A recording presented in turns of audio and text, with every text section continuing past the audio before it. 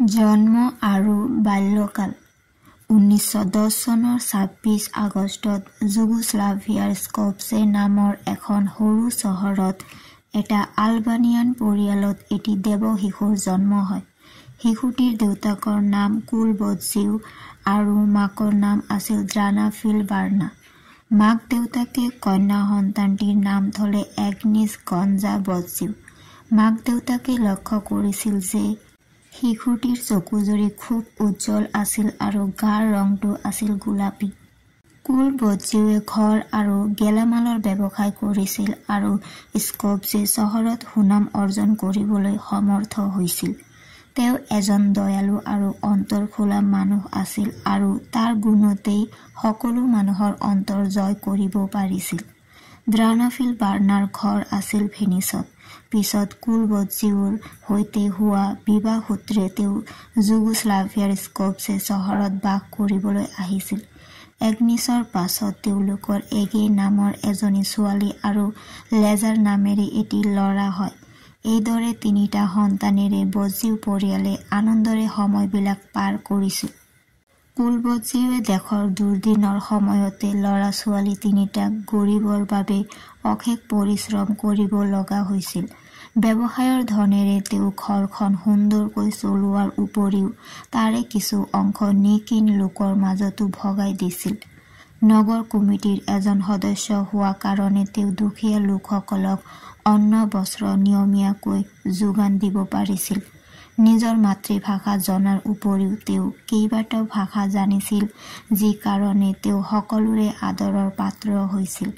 যুগোস্লাভিয়াৰ স্কপিয়ে theatre তেওঁই গঠন কৰি তেওঁৰ সংস্কৃতিবান মানসিকতা দেখুৱাইছিল, যিটো কাম কৰিবলৈ গৈ অৰ্থনৈতিকভাৱে তেওঁ জুৰুলা হৈছিল। আনহাতেদি মাক দ্ৰানা ফিলবাৰ্না এগৰাকী ধৰ্মপ্ৰাণা মহিলা আছিল। তেওঁ দিনটোৰ প্ৰায়ভাগ সময়তে ধৰ্মৰ কথা কৈ ল'ৰা ছোৱালীকেইটাক নিজ ধৰ্মৰ প্ৰতি অনুপ্ৰেৰণা যোগাইছিল। তেওঁলোকৰ ঘৰৰ সন্মুখত থকা ফল মূলৰ বাগিচাখনত ল'ৰা ছোৱালীকেইটাই সদায়ে খেলিছিল। বাগিচাখন চাফা কৰাত সিহঁতকেইটাই মাক দেউতাকক সহায় কৰিছিল আৰু মাকৰ চাদৰৰ আঁচলত ধৰি পিছে পিছে ঘূৰি ফুৰা ল'ৰা ছোৱালীকেইটাই এক আনন্দমুখৰ হুলস্থুল সৃষ্টি কৰি ৰাখিছিল। মাকে ল'ৰা ছোৱালীকেইটাক ওচৰ চুবুৰীয়া আৰু ভগৱানক ভাল পাবলৈ শিকাইছিল। সৰুতে এগনিছক সকলোৱে গঞ্জা বুলিহে মাতিছিল। আলবেনিয়ান ভাষা গঞ্জা শব্দৰ অৰ্থ ফুলৰ কলি। এগনছ সৰুকালত বৰ শান্ত ধীৰ স্থিৰ আছিল। প্ৰতিটো ক্ষেত্ৰতে পৰিপাটি সেই সৰু ছোৱালীজনীয়ে খুব চাফা হৈ থাকি আৰু আনক সহায় কৰি বিশেষভাৱে ভাল পাইছিল।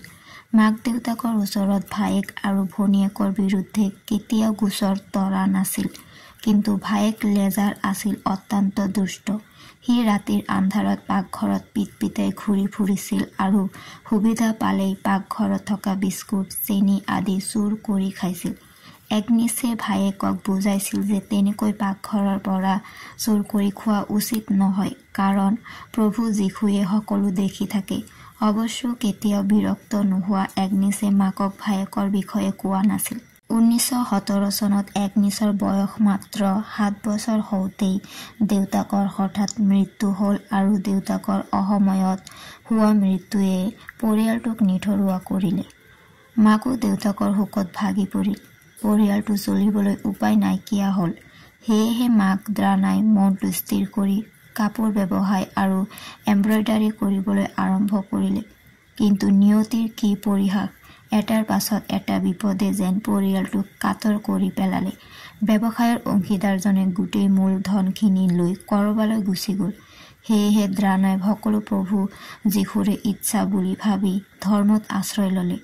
এগনিছেও সকলো দুখ কষ্ট অনায়াসে সহ্য কৰিব পৰা হ'ল।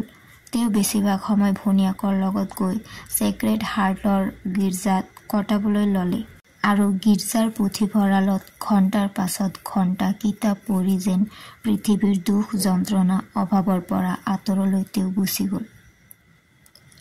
শিক্ষা গ্ৰহণ। এগনিছে তেওঁৰ প্ৰাথমিক শিক্ষা যুগোস্লাভিয়াৰ চেক্ৰেড হাৰ্ট স্কুলত আৰম্ভ কৰিছিল। তাত পাঠ্যক্ৰমৰ দিশ শিক্ষা দিয়াৰ উপৰিও ধৰ্মীয় শিক্ষাও দিছিল। সেই সময়ত শুনিবলৈ পোৱা যীশু খ্ৰীষ্ট, ফ্লোৰেন্স নাইটিংগেল আদিৰ কাহিনীয়ে কণমানি এগনিছৰ মনত দকৈ প্ৰভাৱ পেলাইছিল। আনহাতে পবিত্ৰ মহিলা বুলি জনাজাত মাকেও তেওঁক সকলো সময়তে সৎ পথেৰে চলিবলৈ উপদেশ দিছিল। মাকে কৰা কেইবাটাও কামৰ দ্বাৰা এগনিছ সৰু অৱস্থাতে জীৱন সম্পৰ্কে সতৰ্ক হৈ পৰিছিল।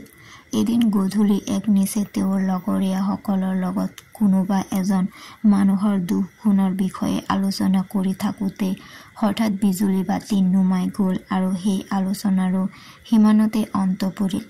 পিছত মাকে এগনিছক ক'লে যে বিজুলী বাতি তেওঁৱেই নুমাইছিল কাৰণ অনুপস্থিত মানুহ এজনৰ দুখ আলোচনা কৰাটো পাপ আৰু তেনে কৰিলে সেই পাপে এগনিছ আৰু গোটেই পৰিয়ালটোকে চুব। কাৰোবাৰ কিবা দুখ দেখিলে দুখীজনকহে ক'ব লাগে। সেইদিনাৰ পৰা এগনিছ হঁতৰ ঘৰত পৰৰ দুখ সম্পৰ্কে কৰা আলোচনা বন্ধ হ'ল। আন এদিনৰ কথা, এগনিছে লগত পঢ়া ছোৱালী এজনীৰ লগত এনেই কথা পাতি সময় কটাই আছিল। মাকে জীয়েকক একো টান কথা নকলে, মাত্ৰ লগৰ ছোৱালীজনী যোৱাৰ পাছত কেইটামান ভাল আপেল আৰু এটা বেয়া আপেল আনি একেলগে থবলৈ ক'লে। এগনিছে মাকে কোৱাৰ দৰে কৰিলে। কেইদিনমানৰ পাছত মাকে আপেলকেইটা চাবলৈ কোৱাত এগনিছে দেখা পালে যে গোটেইকেইটা আপেলেই গেলি গৈছে। তেওঁ মাকে আপেলেৰে দিয়া শিক্ষাটো বুজিবলৈ বাকী নাথাকিল আৰু সেইদিন ধৰি যাৰে তাৰে লগত কথা পাতি অবাবতে সময় নকটোৱা হ'ল। এগনিছহঁতৰ পৰিয়ালটো আছিল নৈষ্ঠিক ৰোমান কেথলিক পৰিয়াল। সেয়েহে সৰুৰে পৰাই ঘৰত এটা ধৰ্মীয় পৰিৱেশ পাইছিল আৰু ধৰ্মৰ কথাবিলাকে তেওঁৰ মনত সহজেই প্ৰভাৱ পেলাইছিল। আনহাতে সেই সময়ত যুগোস্লাভিয়াত চলি থকা যুদ্ধই তেওঁক পৃথিৱীৰ মায়ামোহৰ প্ৰতি থকা টানৰ পৰা বহু আঁতৰলৈ লৈ গৈছিল। চেক্ৰেড হাৰ্টৰ স্কুলীয়া শিক্ষা শেষ কৰি তেওঁ এখন নন কেথলিক স্কুলত ভৰ্তি হৈছিল আৰু তাতে তেওঁ নিজৰ জীৱনৰ প্ৰকৃত পথ পোৱা যেন অনুমান কৰিছিল। তাত থকা যাজককেইজনে তেওঁক অনুপ্ৰেৰণা দিছিল আৰু দুখীয়া নিচলা মানুহক সহায় কৰিবলৈ তেওঁ আনন্দৰে আগবাঢ়ি যাব পাৰিছিল। তেওঁৰ যেতিয়া মাত্ৰ 12 বছৰ বয়স হৈছিল, তেতিয়া এদিন এগৰাকী শিক্ষয়িত্ৰীয়ে তেওঁক কৈছিল, এগনিছ, তুমি এদিন সমাজত সাধুলোক হিচাপে পৰিগণিত হ'বা। সঁচাকৈয়ে এই কথা এদিন বাস্তৱত পৰিণত হৈছিল আৰু এগনিছ মাদাৰ টেৰেছা হিচাপে বিশ্বত পৰিগণিত হৈছিল। সেই মহান সিদ্ধান্তটো এগনিছ সৰুৰে পৰা আন ল'ৰা ছোৱালীতকৈ অলপ বেলেগ আছিল। মাকেও তাইৰ কথা ভালকৈ বুজি পাইছিল আৰু সেয়েহে আন ল'ৰা ছোৱালীৰ দৰে তাইক বাধ্য কৰি নাৰাখি নিজৰ মনৰ ইচ্ছা পূৰণ কৰিবলৈ উপদেশ দিছিল। স্কুলৰ শিক্ষা সমাপ্ত কৰি এগনিছ 18 বছৰ বয়সত আয়াৰলেণ্ডৰ লৰেটো স্কুলৰ শিক্ষয়িত্ৰী হয়। তেওঁ শিক্ষাদান কৰি থকা সময়ত যুগোস্লাভিয়াৰ পৰা কেইবাজনো ব্যক্তি ভাৰতলৈ সেৱা আগবঢ়াবলৈ অহাৰ কথা গম পাইছিল আৰু তেওঁ নিজেও জনসাধাৰণৰ সেৱাত নিজক উচৰ্গা কৰিবলৈ বিচাৰিছিল। বংগদেশত সেই সময়ত এক ভয়ানক দুৰ্ভিক্ষ হৈছিল আৰু সেই দুৰ্ভিক্ষত মানুহ মৰাৰ কথা তেওঁ মানুহৰ মুখে মুখে শুনা পাইছিল। সেই মানুহখিনিক সেৱা কৰি তেওঁৰ নিজৰ জীৱন ধন্য কৰিবলৈ মন গৈছিল। সেয়েহে তেওঁ জীৱনৰ সেই মহান সিদ্ধান্তটো লৈছিল যে ভৱিষ্যতে তেওঁ সংসাৰৰ মায়ামোহৰ পৰা আঁতৰি থাকি এগৰাকী নান হ'ব।